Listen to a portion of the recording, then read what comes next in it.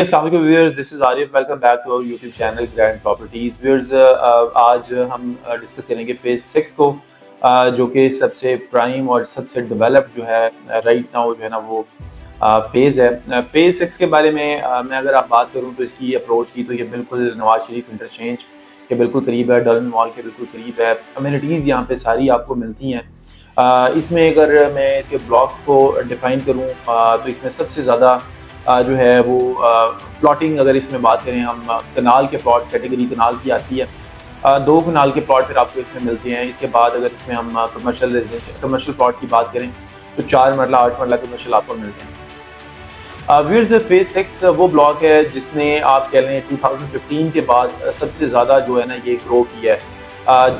2015 के अंदर जो DHA का ऑफिस है यहाँ पे जो है ना वो आप कह लें इस्टेब्लिश हुआ, और उसके बाद आप कह लें इस तरह से बिल्डर इसके अंदर जो है ना वो इन हुआ कि देखते ही देखते आज अगर हम इसको बात करें कि 10 ईयर्स हो गए, मैं 10 ईयर्स में इसकी प्राइजेज आप कह लें कि कोई 4 to 5 टाइम्स जो है ना वो मल्टीप्लाई कर गई हैं। तो अगर मैं यहाँ पे जनरल आपको इसका ओवरव्यू दूँ तो यहाँ पे अगर आप टॉप नॉच जो प्लॉट है वो आपको यहाँ पे 7.5 करोड़ रुपए तक की जो है ना वो आपको प्लॉट मिलता है बिकॉज ऑफ लोकेशन। और आपको पता है कि जो लोकेशन अगर आपकी अच्छी होती है तो वो आपकी कोई भी प्रॉपर्टी हो तो वो बड़ा जो है ना वो फौरन उसका आपको रिस्पॉन्ड आना शुरू हो जाता है।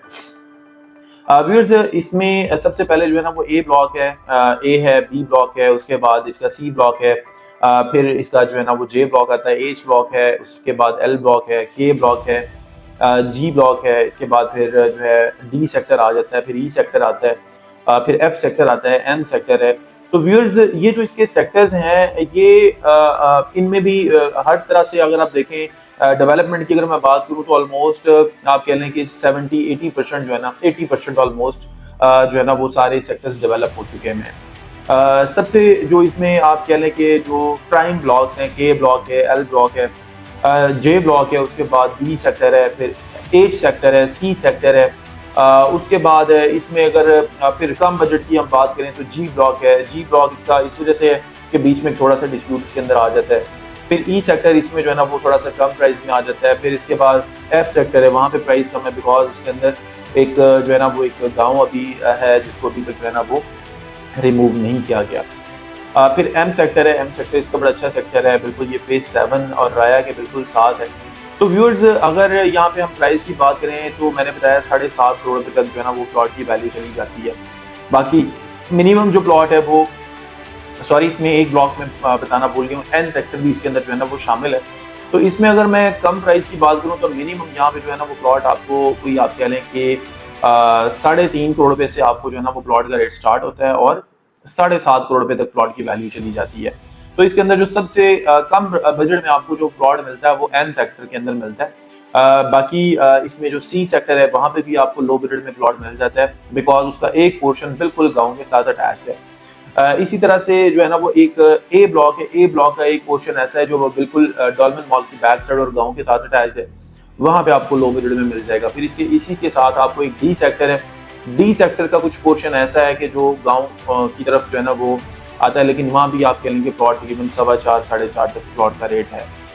तो ओवरऑल आपको बताने का मकसद ये है कि ये 80% वो एरिया है कि इसमें जो डेवलप हो चुका हुआ है। तो 6 को हम इसलिए डिस्कस कर रहे हैं, ये बिल्कुल उस कस्टमर के लिए है कि जो एंड यूजर कस्टमर है, जिसने घर बनाने के पर्पज से जो है ना वो इन्वेस्टमेंट करनी है या घर बनाने के पर्पज से जो है ना वो उन्होंने प्लॉट परचेज करना है। इन्वेस्टमेंट जो है ना वो इस सेक्टर के अंदर वो समझ में नहीं आती बिकॉज कि ये 80% डेवलप हो चुका है। तो इट मीन्स कि इसके अंदर तो 100% एप्रिसिएशन हो चुकी हुई है। अब 7.5 करोड़ का प्लॉट जो है ना वो ऐसा तो नहीं होगा कि वो 15 करोड़ का हो जाए, नहीं ऐसा नहीं होगा। लेकिन जो 7.5 करोड़ का प्लॉट है वो मैक्सिमम यही होगा कि उसके अंदर हो सकता है मैक्सिमम कोई 50-60-70 लाख रुपए और ऐड हो जाए, इससे ज्यादा ऐड नहीं होगा वो अपनी इस टाइम पीक प्राइस के ऊपर। और यही वजह है कि अब जो बिल्डर है वो भी यहाँ पे उस पोर्शन के अंदर घर बनाता है जो थोड़ा लो हो।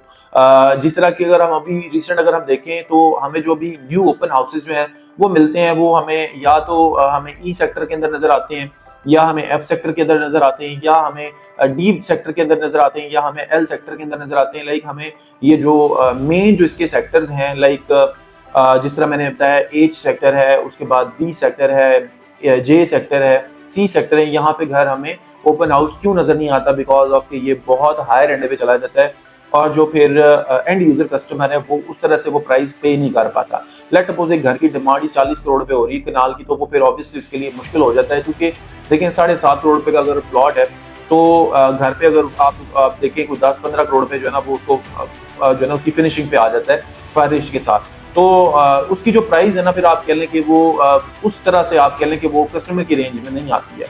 तो कस्टमर भी उस प्लॉट को देखता है कि हाँ वो 14-15 करोड़ रुपए का अगर घर है तो वो सोचता है कि हाँ ये जो घर है मेरे बजट में आ रहा है, तो इसको मेरे लिए जो है ना वो अप्रोच करना इतना मुश्किल नहीं है।